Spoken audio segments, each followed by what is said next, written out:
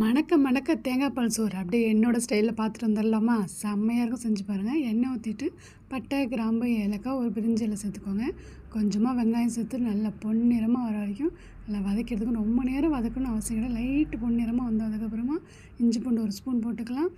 அதுக்கப்புறம் கொத்தமல்லி தழை, புதினா தழை நல்லா கட் பண்ணி சேர்த்துக்கோங்க. நல்லா வாசம் மணமாக இருக்கும். உங்களுக்கு வேணும்னா பச்சை மிளகா சேர்த்துக்கோங்க. நல்லா மணமாக நல்லா வதக்கினதுக்கப்புறம் தேங்காய் பால் வந்து 1 கிளாஸ் அரிசிக்கு 2 கிளாஸ் நான் தேங்காய் பால் எடுத்திருக்கேன்.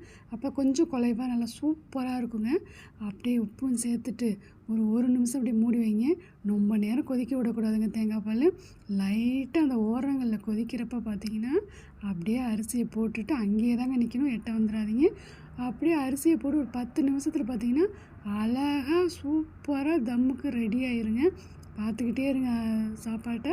சூப்பரான தேங்காய் பால் அப்படி அவ்வளோ அருமையாக இருக்குங்க. கொஞ்சமாக செஞ்சு பாருங்கள், ஃபஸ்ட் டைம் செய்கிறப்ப செம்ம சூப்பராக இருக்கும். செஞ்சு பாருங்கள். பிடிச்சிருந்தா லைக் அண்ட் ஷேர், சப்ஸ்கிரைப் பண்ணுங்கள், சப்போர்ட் பண்ணுங்கள். நிறைய சப்போர்ட் பண்ணுறீங்க, ரொம்ப நன்றிங்க. சுட சுட சூப்பரான தேங்காய் பால் சாதம் ரெடி. சாப்பிட்டு பாருங்கள்.